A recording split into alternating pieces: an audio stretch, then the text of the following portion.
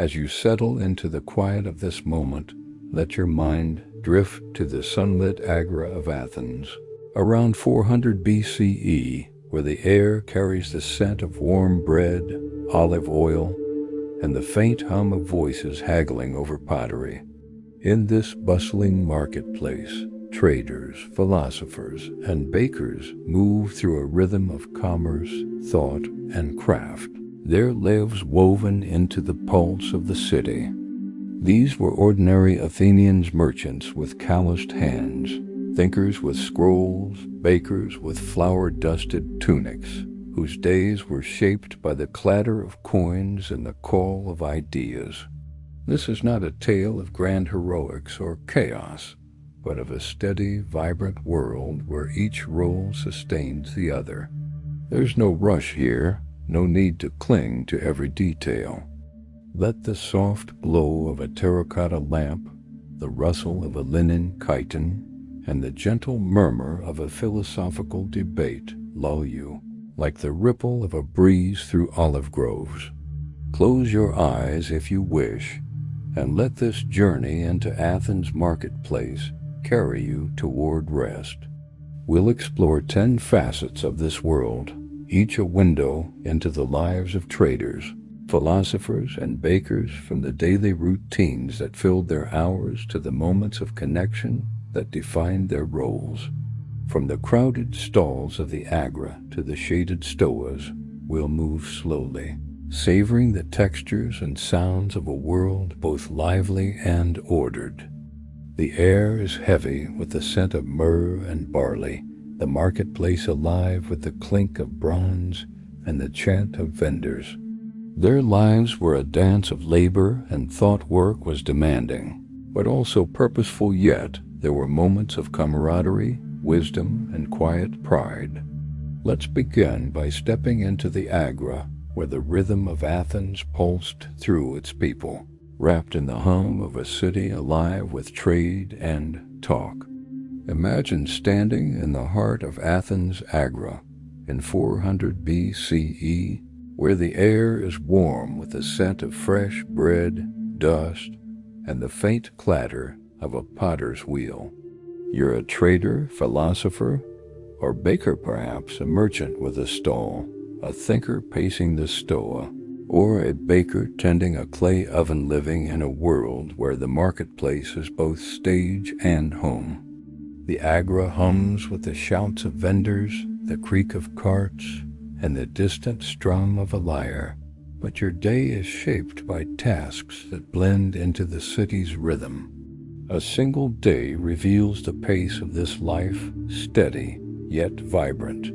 Let's wander through your routine, letting the sounds of the market, the clink of coins, the swish of cloaks, the murmur of voices settle over you like a woven shawl, guiding you toward calm. Your day begins at dawn, roused by the crow of a rooster, the air cool with the chill of marble steps and the scent of olive oil. You sleep on a wooden couch in a modest house, under a wool blanket, the air heavy with the rustle of linen and the warmth of sleep. You dress in a chiton, its folds light, the air filled with the creak of sandals and the weight of purpose. Breakfast is simple, barley bread with figs, its sweet tang mingling with the smoke of a brazier, the air warm with the effort of chewing.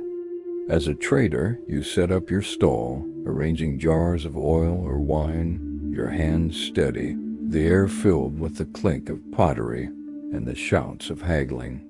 As a philosopher, you pace the stoa, debating ideas, the air heavy with the scratch of a stylus and the scent of wax tablets. As a baker, you knead dough by a clay oven, the air thick with the scent of char and the heat of the fire. Your role is to serve Athens, whether through goods, wisdom, or bread, the air tense with the weight of duty and the hope of coin or respect. The community is both a pulse and a judge. Friends share wine, but eyes watch closely, the air warm with the murmur of gossip and the scent of myrrh. A misstep risks scorn. A bad deal or weak argument invites ridicule. The air heavy with the fear of failure and the hope of success. Temples nearby offer blessings, their altars smoky, the air tense with the chant of priests and the weight of divine favor. As night falls, you rest on your couch, the air quiet save for the flicker of a lamp and the distant hum of the city, your body weary from the day's rhythm. As this world settles, let's shift to the life of one Athenian, whose story reflects the Agora's pulse.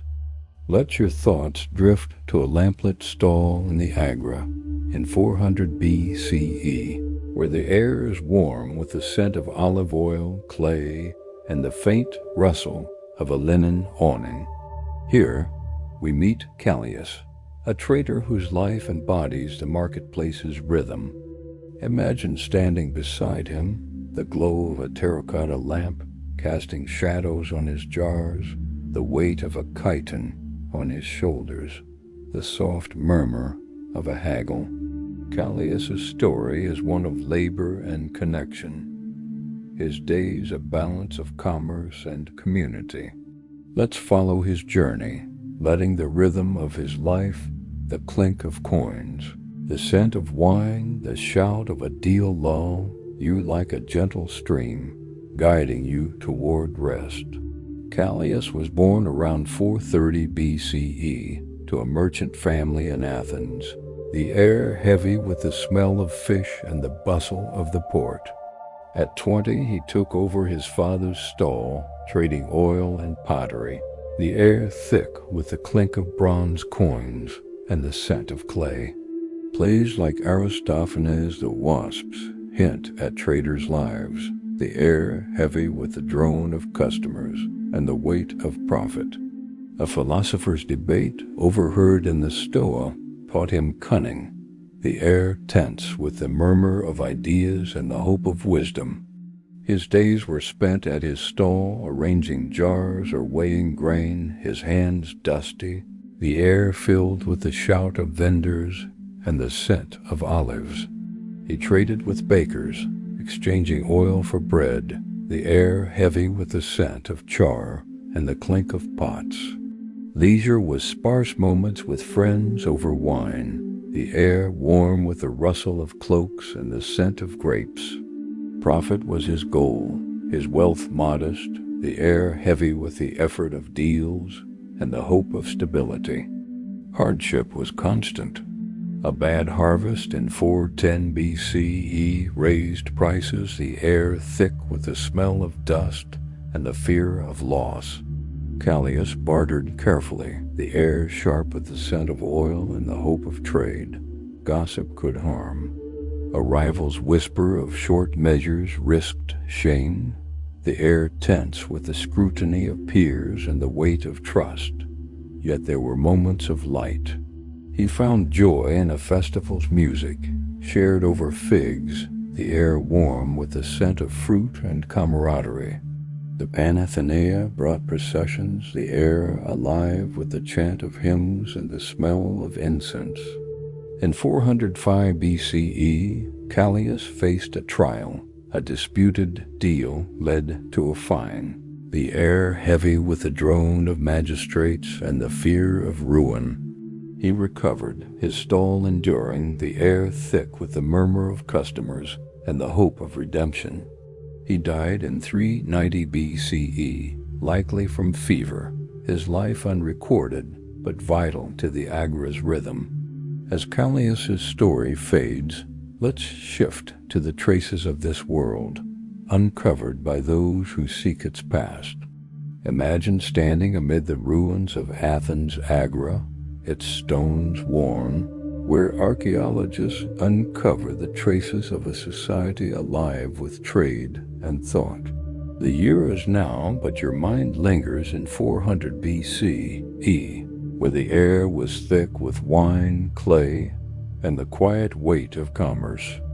Traders, philosophers, and bakers left fragments of their lives' pottery shards, inscriptions, bronze coins that reveal their roles. Archaeology and texts are a window into their world, showing a culture of exchange and ideas. Let's explore these traces, letting their stories settle like dust in a quiet marketplace, their whispers guiding you toward rest. Excavations reveal a world of activity. A clay jar found near a stall holds oil traces, its glaze worn, the air once heavy with the clink of pottery and the scent of olives. A marble inscription buried in the stoa lists market taxes, the air once filled with the scratch of a chisel and the scent of stone. Bronze coins stamped with owls mark trade, the air once warm with the clink of metal and the smell of dust. These finds are fragile, their survival a testament to the Agora's pulse, the air thick with the past. The culture was one of rhythm, shaped by necessity. Aristophanes' plays mock traders' greed, the air heavy with the laughter of crowds and the scent of papyrus. Philosophers like Socrates debated virtue, the air tense with the murmur of ideas and the scent of wax. Bakers fed the city, their ovens central, the air filled with the scent of char and the weight of hunger. Inscriptions note laws, weights, prices, the air heavy with the drone of scribes and the hope of order. Archaeology uncovers daily life. In stalls, pottery shards hold traces of grain, the air heavy with the scent of barley and the effort of trade. In stoas, wax tablets hint at arguments, the air filled with the scratch of stele and the scent of ideas. Mysteries linger in these finds. Why were some coins buried, perhaps as offerings? A faded graffito found near a baker's oven names a trader, its words faint, the air thick with secrecy. Their lives are elusive, marked by jars or tablets, the air filled with the echo of their voices. The community shaped this world, vendors sharing wine or debates, the air warm with the murmur of the Agora. Magistrates judged disputes, their voices stern, the air heavy with the scent of ink and the weight of law. These traces, uncovered by careful hands, weave a picture of a society bound by exchange yet human in its struggles, the air thick with the scent of effort and connection. As we leave this world of artifacts, let's shift to the lives of the elite, whose roles shaped the Agora's ideals. Picture yourself in a shaded stoa, its columns gleaming, the air warm with the scent of myrrh, wine, and the faint clink of silver cups. The year is 400 BCE, and this is the world of the elite wealthy traders, renowned philosophers, master bakers, whose roles in the Agora were shaped by the same rhythm as Callias, but with greater privilege. The marketplace hums with the strum of a lyre and the murmur of a debate, but their influence carried scrutiny. Let's explore their world, letting the rhythm of their days, the flicker of lamps, the rustle of silk settle over you like a silken cloak, guiding you toward calm. The elite, like the philosopher Plato, lived in splendor, their homes adorned with frescoes, the air heavy with the scent of oil and the glow of bronze lamps. They rose late, dressed by slaves in fine chitons, the air soft with the rustle of linen and the clink of pens. Breakfast was rich, honeyed bread with wine served on silver, the air fragrant with sweetness and the murmur of prayers. Their day was spent debating in stoas or trading in bulk, the air filled with the drone of ideas or the scent of spices. Elite bakers, like those supplying temples, oversaw ovens, their voices firm, the air heavy with the scent of char and authority. Influence was strategic. Plato's ideas shaped minds, his scrolls public, the air tense with the scratch of stele and the weight of fame. Wealthy traders dealt in oil or grain, their wealth vast, the air heavy with the clink of coins and the scent of wax. Aristophanes notes lapses, greed, or pride, the air heavy with the scent of gossip and the fear of disgrace. Callias traded modestly, his stall small, the air tense with the weight of coin and the hope of profit. The contrast with Callias's life is stark. Where he slept on a couch, the elite rested on cushions, the air warm with silk and lamplight. Where he ate bread, they dined on fish, the air rich with oil and herbs. Yet all faced the same God's offerings bound both, the air heavy with the scent of incense and the fear of divine wrath. Athena watched all their altars smoky, the air tense with the chant of priests and the weight of favor. Ordinary workers sustained this elite world, their labor invisible. They fired clay or kneaded dough, their hands calloused, the air heavy with the clink of tools or the scent of flour. Their meals were simple barley, olives eaten by the hearth, the air smoky from a shared lamp. These workers were the Agora's pulse, their toil enabling its grandeur, the air filled with the rhythm of their tasks. The elite's world was one of power but also exposure. Their roles were public, their honor fragile, the air thick with the weight of influence and duty. As we leave this world of wine and ideas, let's shift to the tools and technologies that shaped their lives, the objects that defined their roles. Imagine standing by a trader's stall in the Agora, the year 400 BCE, where the air is thick with the scent of olive oil, clay, and the faint glow of a terracotta lamp. Traders, philosophers, and bakers relied on tools, scales, stili, ovens that shaped their daily work and marketplace roles. For men like Callias, these were simple, tied to survival, while the elite used finer versions for status.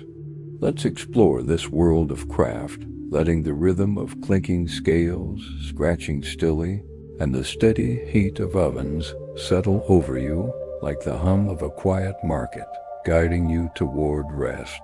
Work tools were central, their forms practical.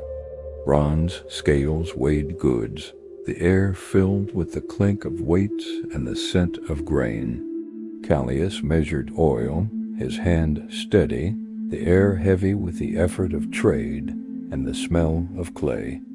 The elite used silver scales, their deals larger, the air soft with their shine and the scent of myrrh.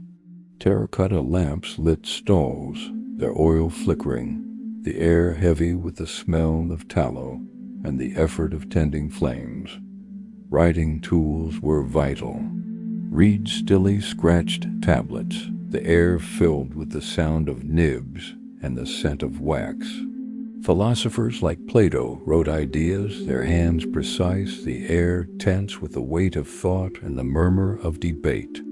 Bakers used wooden paddles for ovens, the air heavy with the creak of wood and the scent of char. Callias kept tallies, his tablets plain, the air heavy with the effort of counting and the hope of profit. Personal tools shaped roles. Clay jars stored oil, the air filled with the clink of pottery and the scent of olives. Callias sealed his goods, the air heavy with the effort of trade and the hope of trust. These tools brought risks. A cracked jar could spill oil, a dull stylus could mar a tablet, the air tense with the effort of repair. Maintenance was constant polishing scales, firing clay, trimming wicks, and a broken tool could disrupt work, the air heavy with worry. These tools were the Agora's framework, each one a testament to the effort to sustain trade and thought, the air thick with the scent of labor and purpose.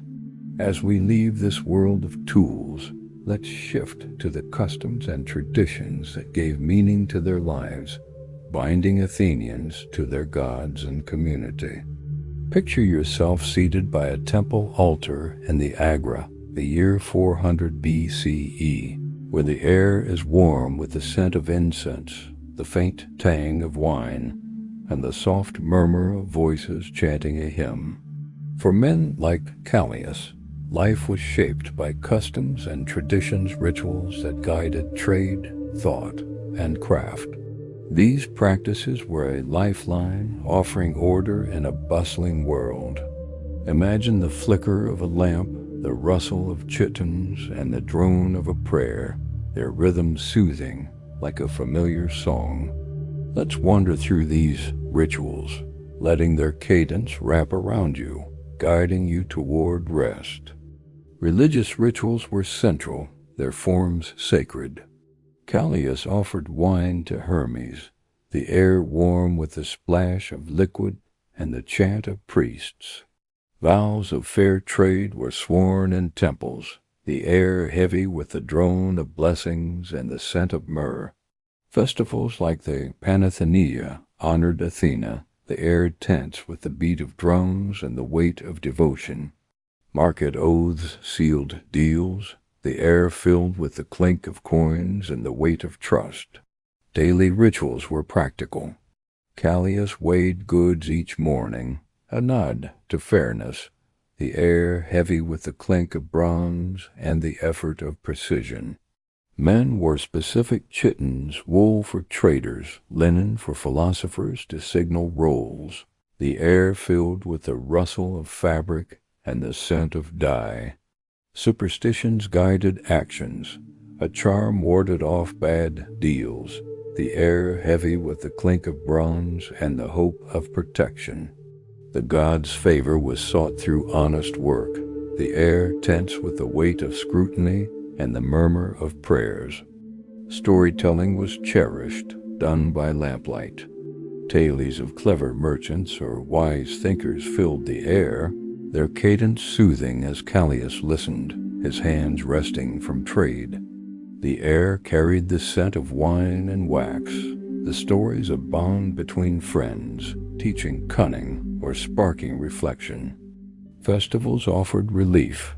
The Dionysia brought plays, the air alive with the chant of actors and the smell of oil. Callias joined the crowd, his chiton dusty, the air warm with the laughter of kin and the scent of incense. The community enforced these customs, vendors watching each other, the air warm with the murmur of the Agora. Priests dictated rituals, their voices stern, the air heavy with the scent of myrrh and the weight of divine law. These rituals wove Athenians into their world, the air filled with the rhythm of shared devotion. As we leave this world of tradition, let's shift to the food and sustenance that nourished these lives, sustaining them through their busy days. Imagine sitting at a low table by a baker's stall, the year 400 BCE, where the air is warm with the savory scent of barley bread, the faint smoke of an oven, and the soft murmur of a vendor's call. Food was a necessity, often shared, fueling the tasks of trade, thought, and baking. For men like Callias, meals were modest, shaped by the market's bounty, yet they were a pause in a life of labor.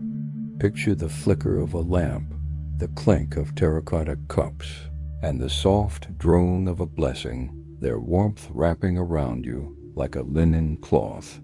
Let's explore the tastes, textures, and smells of their table, letting these details settle gently in your mind, guiding you toward rest. Barley was the staple, its grains baked into bread. Callias ate it with olives, their salty tang sharp, the air warm with the scent of oil and the clink of bowls. Ovens produced flatbreads, the air heavy with the smell of char and the effort of kneading. On festival days, fish or cheese was added, the air rich with oil or the savory aroma of herbs, a treat that softened the meal's plainness. Offerings to gods, wine or bread, were left at altars, the air warm with their scent and the weight of piety. Porridges, made from lentils or beans, were a daily dish, cooked over a brazier. Callias stirred in garlic or thyme, the air heavy with the earthy scent of broth and the steam that warmed his face. Fish, often from the Aegean, added flavor, its smoky taste sharp, the air filled with the smell of char. Meat was rare lamb for elites, broth for traders, the air heavy with the aroma of fat and the murmur of prayers. The elite dined on figs or honey, the air rich with sweetness and the clink of jars. Vegetables were common, their availability tied to gardens. Leeks or onions were staples, their earthy taste a contrast to barley. Herbs like mint, bought in the Agora, added sharpness, their aroma cutting through the bread's blandness. Fruit was a luxury, grapes or pomegranates, its sweetness rare, the air soft with their juicy scent.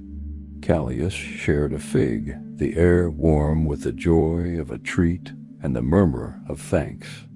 Wine was the drink of choice, its warmth soothing, the air filled with the clink of cups and the scent of grapes. Water drawn from fountains was served in clay, the air damp with its purity and the faint taste of stone. Meals were a communal act. Traders gathered by stalls, their fingers scooping bread, the air warm with the glow of lamps and the murmur of talk gossip about deals, the day's debates, or tales of gods.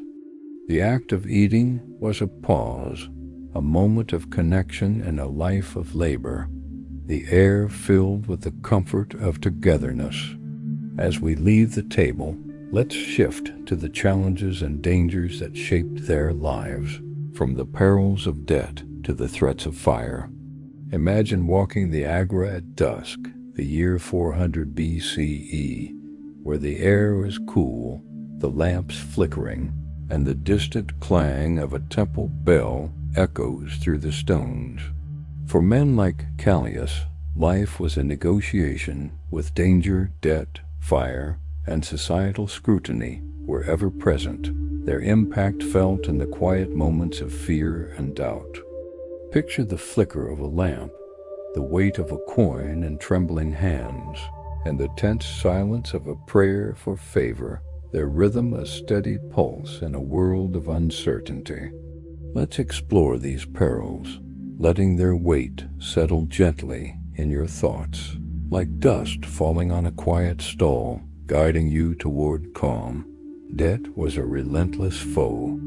A bad deal risked ruin, the air tense with the fear of loss and the murmur of creditors. Callias bartered carefully, the air heavy with the scent of oil and the weight of trust. Offerings to Hermes were a remedy wine or oil, the air thick with the murmur of prayers and the scent of myrrh. The elite faced harsher stakes, their losses public, the air heavy with the scratch of scribes and the fear of disgrace. Fire was a constant threat. Ovens or lamps could spark blazes, the air thick with the smell of smoke or char meant to bake bread. Callias watched his stall, the air heavy with the scent of tallow and the fear of flame. Illness lingered in crowds, the air filled with the stench of decay and the hope of health. Water from fountains could carry filth, its taste bitter, the air damp with the risk of every sip. Wine was safer, but costly, the air tense with the effort of rationing. Societal scrutiny was a peril of its own. A trader's lapse short measures or sharp words risked ostracism, the air heavy with the murmur of accusations in the market. Callias faced judgment for a late delivery, the air tense with the scrutiny of peers and the weight of gossip. The elite faced public trials, their sins debated in courts, the air thick with the murmur of scribes and the scent of wax. The community was a lifeline, friends sharing wine or advice, their voices a murmur, the air warm with the scent of oil and camaraderie. The Agora itself was a hazard. Storms could ruin stalls, the air filling with dust and cries. Yet resilience was the era's strength, a quiet defiance against a world of labor and fear. As we leave this world of peril, let's shift to the education and learning that shaped their understanding of the Agora, offering a glimmer of knowledge in a busy life. Imagine sitting in a stoa by lamplight, the year 400 BCE, where the air smells of wax and papyrus, and the faint strum of a lyre traces a lesson. Education for men like Callias was practical, shaped by trade or rhetoric, yet it held a quiet power, a spark of understanding in a world of labor. For philosophers, learning was richer, tied to ideas. Picture the glow of a lamp, the weight of a tablet in calloused hands, and the murmur of a debate, their rhythm soothing like a gentle breeze. Let's explore this world of education, letting its faint light settle in your mind, guiding you toward rest. For traders, education was simple. Callias learned weights and prices, guided by his father, the air heavy with the clink of scales and the scent of oil. Boys studied arithmetic or haggling, their hands guided, the air filled with the shout of vendors and the scent of clay. Knowledge was shaped by profit numbers taught trade, the air thick with the weight of coin and the murmur of deals.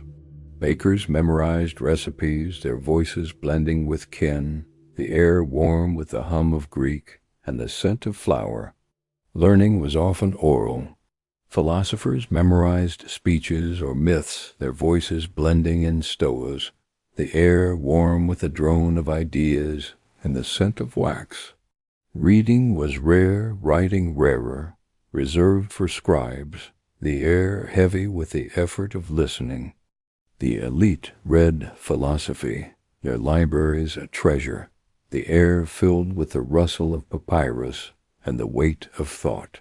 Callias learned market laws, his tallies practiced, the air filled with the murmur of advice and the hope of profit.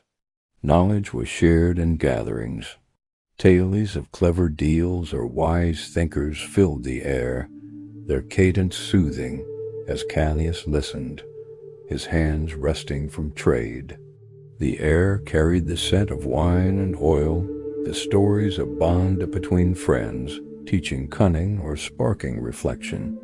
Teachers shared laws, tax codes, trade rules, the air filled with the drone of lessons and the scent of myrrh. These lessons were a bond tying Athenians to their gods, the air filled with the rhythm of shared duty. Education faced challenges. Time was scarce, tablets costly, the air heavy with the demands of labor or trade. Yet knowledge was a shield. A skill learned could secure profit, the air warm with its power. As we leave this world of learning, let's shift to the leisure and entertainment that offered a moment of joy, a chance to rest in a life of labor. Picture yourself in the Agora at dusk, the year 400 BCE, where the air is warm with the scent of wine, bread, and the sound of a flute drifts through the crowd. For men like Callias, leisure was a cherished escape, a moment to find joy amid trade and talk. These pastimes, music, feasts, and shared tales, were a flicker of light in a busy world. Imagine the glow of a lamp, the clatter of cups, and the soft murmur of a story, their warmth wrapping around you like a woven cloak. Let's wander through these moments, letting their joy settle over you, guiding you toward rest. Festivals were the heart of leisure, tied to the gods. The Panathenea brought processions and wine, the air rich with the scent of grapes and the chant of priests. Callias joined the crowd, his chiton dusty, the air warm with the applause of kin and the glow of torches. The Dionysia saw plays, the air alive with the laughter of crowds and the smell of oil.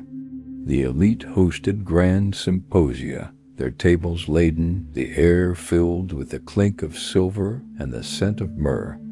Music was a constant joy, even in trade. Callias hummed tunes, his voice blending with the wind, the air warm with its melody and the scent of olives. Traders played lyres by stalls, their notes lightening the evening, the air filled with the strum of strings and the murmur of praise. Work could be leisure kneading dough or debating, the air heavy with the clink of tools or the scent of wax and the rhythm of shared tasks. Games were cherished. Men tossed knucklebones in the Agora, the air filled with the clack of bone and the laughter of friends.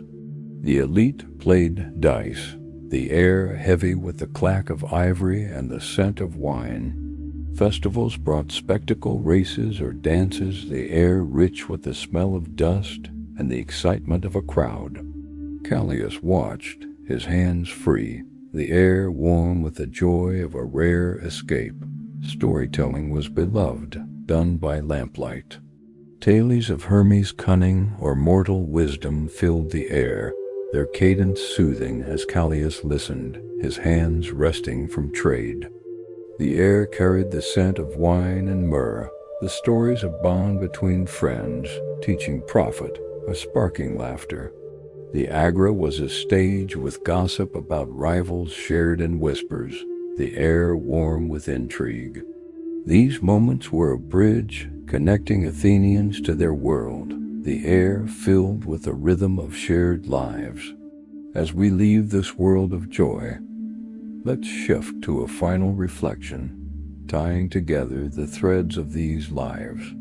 If you were to step from the sunlit marble of the Agora in 400 BCE into a modern city, you might be surprised by how much would feel familiar, not in its surfaces, which have changed beyond recognition, but in its underlying patterns. The ancient marketplace, with its traders calling out their wares, philosophers debating under shaded colonnades, and bakers tending ovens, was a physical hub for every thread of Athenian life. Today, our equivalent hubs may be enclosed malls, open-air farmers markets, university campuses, coffee shops, co-working spaces, or the intangible expanse of online platforms.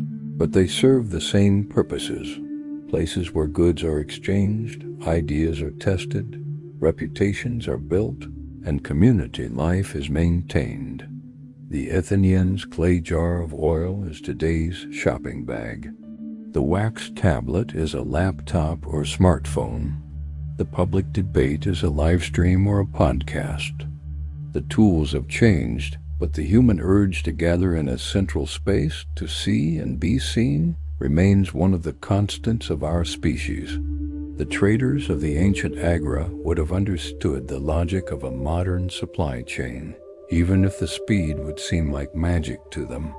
In 400 BCE, Callias the Trader relied on the rhythms of ships docking at Piraeus, the condition of olive harvests, and the trust of farmers and potters he knew by name. In today's world, a merchant can source goods from across continents in days, track shipments in real time, and market to customers who have never walked past their door. Yet the core challenges, ensuring quality, setting fair prices, managing risk, are the same.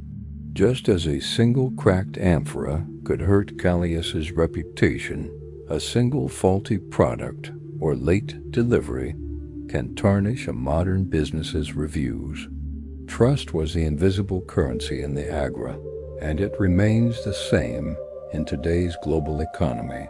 Only now it is recorded in ratings, customer feedback, and social media impressions. Philosophers in the Agora gathered small audiences in shaded stoas, their voices weaving arguments about ethics, politics, and the good life. They relied on the intimacy of face-to-face discussion and the rhythm of spoken language to persuade. Today, the public square has multiplied and digitized. Ideas are debated in university lecture halls, think tanks, public parks, community centers, and more than anywhere else, online.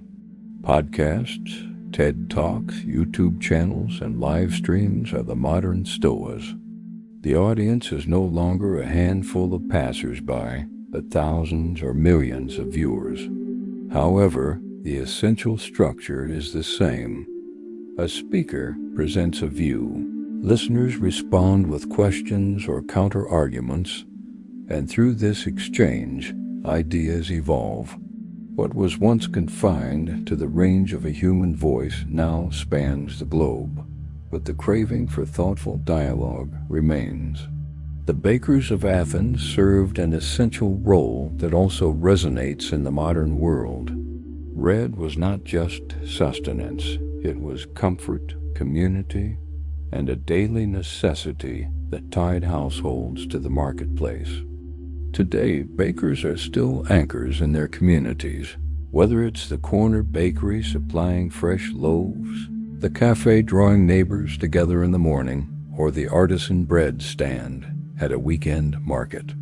The tools have evolved from clay ovens heated by wood to temperature-controlled steel decks, and the ingredients may now be shipped from distant farms, but the sensory heart of the work, the smell of baking bread, the warmth of a loaf in your hands, has not changed. Then as now, bakers operate in the delicate space between routine and artistry, meeting daily needs while offering small pleasures. The role of the Agora as a social network is perhaps its most striking parallel to the present day. In ancient Athens, visiting the marketplace was as much about encountering people as it was about buying goods. News traveled through spoken word. A whisper near the potter's stall could be the equivalent of today's viral post. Friendships were maintained, deals struck, and disputes settled in public view. In the 21st century, we still seek these nodes of connection. The difference is that our networks are now layered. We might have a physical community at work or in our neighborhood, but also a digital one that exists entirely through screens. And while the Agora's conversations vanished into the air, today's exchanges often leave permanent traces in text, images, or recordings. Rituals also bind the two worlds. In 400 BCE, the market's rhythm was punctuated by festivals, sacrifices, and civic ceremonies that reinforced shared values. The Panathenea was as much about affirming collective identity as it was about honoring Athena. Modern societies have their own cycles, public holidays, community events, religious observances, and even product launch days or sports finals, which draw people into synchronized experiences. These events serve the same function, to remind individuals that they are part of something larger, to create moments where personal and collective timelines intersect. Economically, the Agora's price fluctuations and trade dependencies mirror today's markets more closely than we might think. In Callias's time, a poor harvest could drive up the price of barley. Today, a failed crop in one part of the world can ripple through global commodity markets. The same forces, scarcity, demand, trust, shape the value of goods. But where an Athenian trader relied on personal observation and local gossip to gauge market trends, a modern counterpart has access to data analytics, forecasts, and international news. Yet the decision-making process weighing risk against reward remains a fundamentally human judgment. Public reputation in Athens was fragile and deeply tied to one's place in the community. A rumor of dishonest measures could drive customers away. A public dispute could damage one's standing for years. Modern professionals face a similar dynamic, though the arena has expanded. A single viral video or a wave of online criticism can affect careers, businesses, or political lives.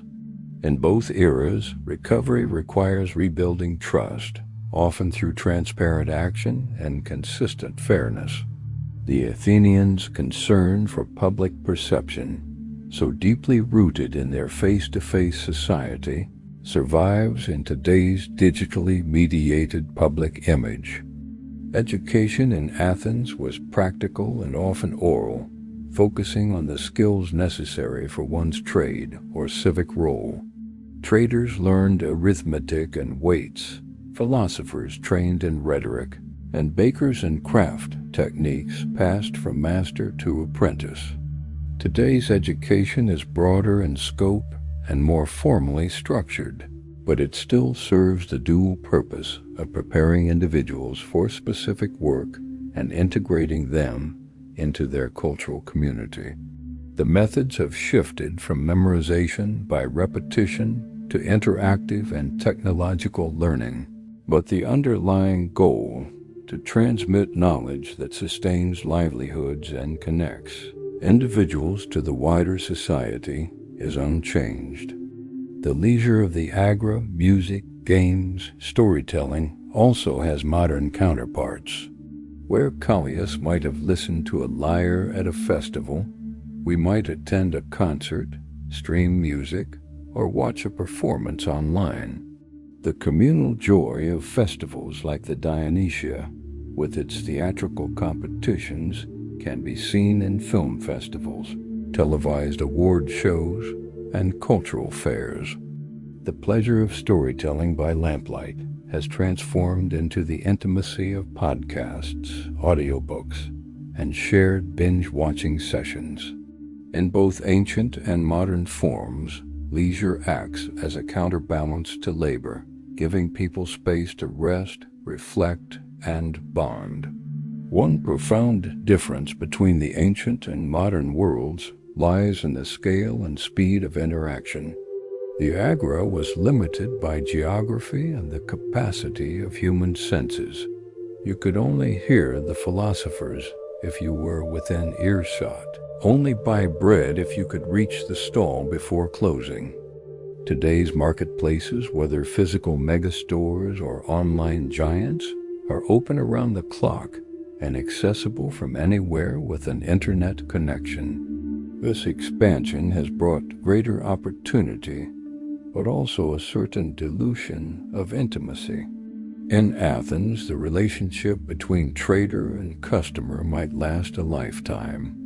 In the digital marketplace, transactions can be one-time, anonymous, and purely transactional.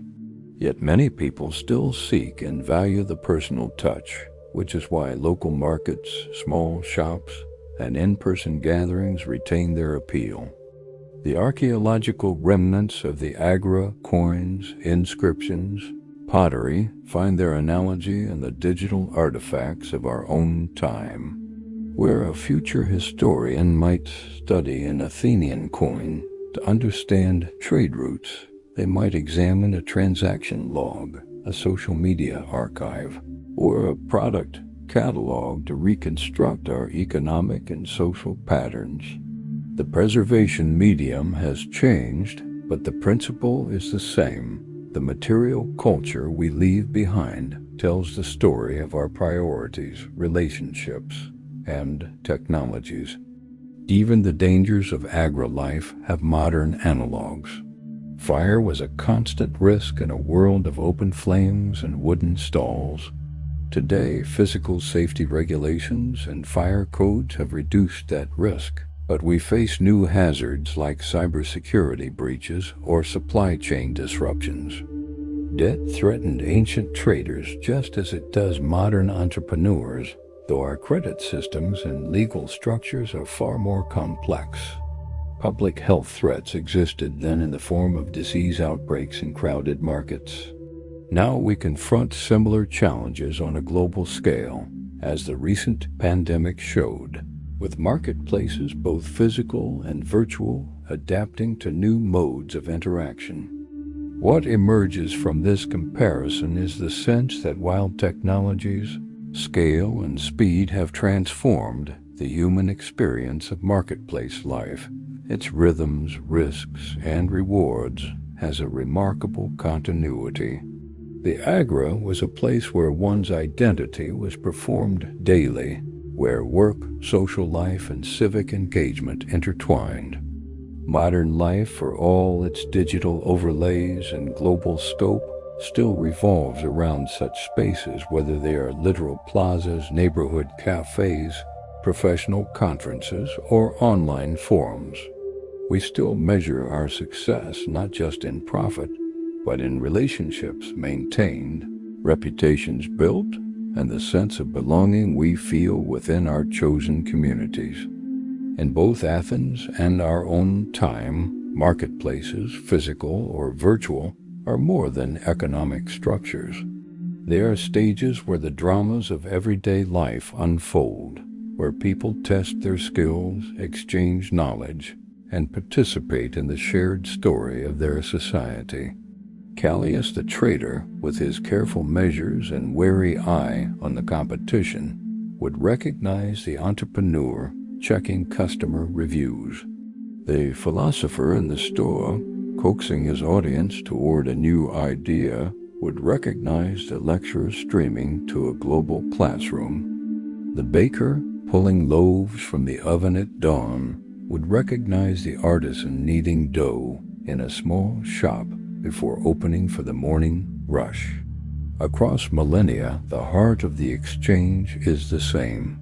A human face meeting another human face, an offering made, a connection formed. The story unfolds in the heart of Athens' Agora in 400 BCE, a sunlit marble plaza alive with the hum of daily life, where traders, philosophers, and bakers together sustain the city's pulse.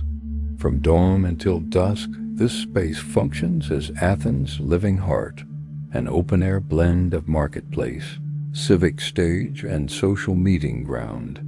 We begin by immersing ourselves in the marketplace's sensory rhythm, the warmth of the morning air scented with bread and olive oil, the clink of bronze coins against pottery, the murmur of bargaining voices under shaded stoas. Here, every roll is woven into a shared pattern, merchants arranging amphorae of oil or wine, philosophers pacing as they debate virtue and politics, bakers shaping loaves in the heat of clay ovens. Each profession has its purpose, yet all depend on one another, creating an unbroken chain of exchange that defines the city. Daily routines are shaped not by haste, but by the measured rhythm of a society whose commerce and conversation flow together, each reinforcing the other. Through the biography of Callias the Trader, we see the Agora not as an abstract institution, but as a lived experience. Born into a merchant family, Callias inherits his father's stall in the 430s BCE, selling olive oil and pottery to neighbors, visitors, and fellow citizens. His days begin early, arranging jars with practiced care, watching the crowds gather and weighing goods with a precision that earns trust. He trades not only in goods but in relationships, bartering with bakers, supplying oil for bread in exchange for loaves, or listening to philosophers whose arguments might influence his dealings. His life is modest but steady, his profits enough to live without luxury. Callias' fortunes rise and fall with the tides of harvests and rumor. A poor season drives up prices. A whisper of dishonesty could damage his reputation. He experiences setbacks. A disputed deal in 405 BCE brings him to court, where a fine threatens his livelihood, yet recovers through persistence and fair dealing. Festivals and processions offer moments of joy, music, figs, wine, and laughter shared with friends, all beneath the watchful eyes of the gods. His story ends quietly, his life unrecorded in the grand histories, yet his labor and integrity are part of the invisible structure that sustains Athens' vitality. Archaeology gives us the surviving traces of such lives. Excavations of the Agora reveal clay jars still faintly scented with oil, bronze coins stamped with the owl of Athena, wax tablets bearing faded inscriptions of prices or taxes. Each fragment offers a whisper of the market's pulse, the clink of weights on a bronze scale, the scratch of a chisel carving market regulations, the murmurs of customers debating a purchase. Plays by Aristophanes poke fun at greedy merchants and boastful philosophers, while inscriptions reveal laws governing prices, fair measures, and civic duties. These remains confirm that the Agora was more than a site of trade.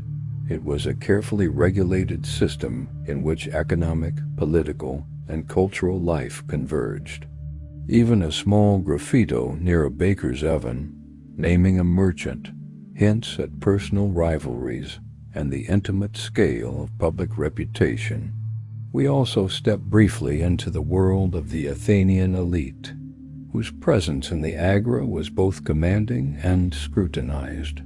Men like Plato could afford fine linen chittons, honeyed bread served on silver, and time to debate ideas in the stoas rather than labor over a stall. Wealthy traders operated on a larger scale, controlling bulk shipments of grain or oil, and influential bakers supplied temples and festivals. Yet their lives, though cushioned by privilege, were not free from risk. A failed deal or public scandal could bring ruin, and their visibility meant every misstep was magnified. Still, their homes offered luxuries the common trader could only imagine. Frescoed walls, bronze lamps, soft cushions, a contrast to the simple couch and clay lamp in Callias' modest house. Yet both elite and commoner shared the same religious obligations, offering sacrifices to Hermes for fair trade or Athena for the city's protection, their prayers mingling at the same smoky altars. The tools and technologies of the Agora speak to the practical genius of the Athenians. Traders like Callias relied on bronze scales to measure goods, terracotta lamps to light stalls, and clay jars to store oil and wine. Philosophers used reed stelae to inscribe wax tablets with ideas or arguments, and bakers wielded wooden paddles to handle loaves and deep clay ovens. Elite versions of these tools might be silver or finely carved, but their functions remained the same. Each tool required care. A cracked jar could ruin valuable oil, a dull stylus could make a record illegible, and a broken scale could halt trade entirely. Maintaining these instruments was as much a part of daily work as the trade itself. Customs and traditions wove the market into the spiritual fabric of Athens. Traders swore oaths of fairness in the presence of the gods, poured libations to Hermes before opening their stalls, and followed superstitions meant to ward off bad deals. Festivals like the Panathenea brought processions, music, and sacrifices, drawing the entire city into shared celebration. The Dionysia filled the air with laughter and applause as plays unfolded before the crowd. These events were not only religious observances but also opportunities to strengthen business ties, share news, and reaffirm the social bonds that underpin the economy. Even simple daily habits, the choice of wool or linen chittons to signal one's trade, the offering of a charm for protection, were part of this intricate web of ritual. Food in the Agora was both sustenance and social glue. Barley bread was the staple, often eaten with olives for salt and flavor. Lentil or bean porridges simmered over braziers, sometimes brightened with garlic or thyme. Fish from the Aegean added variety, its smoky aroma filling the stalls, while cheese or meat was reserved for special occasions. Fruit, figs, grapes, pomegranates was a rare sweetness, often shared as a treat. Wine, watered and served in clay cups, was the drink of choice, its warmth fostering conversation. Meals were communal, often eaten with friends or fellow traders, the act of sharing food as important as the food itself.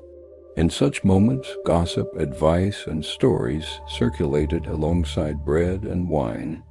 Life in the Agora also carried risks that could destroy a trader's standing, as could accusations of dishonest measures. Fire was a constant danger in a world lit and heated by open flame, and illness could spread quickly in crowded conditions. Water sources, though vital, could be contaminated, making wine the safer drink for those who could afford it.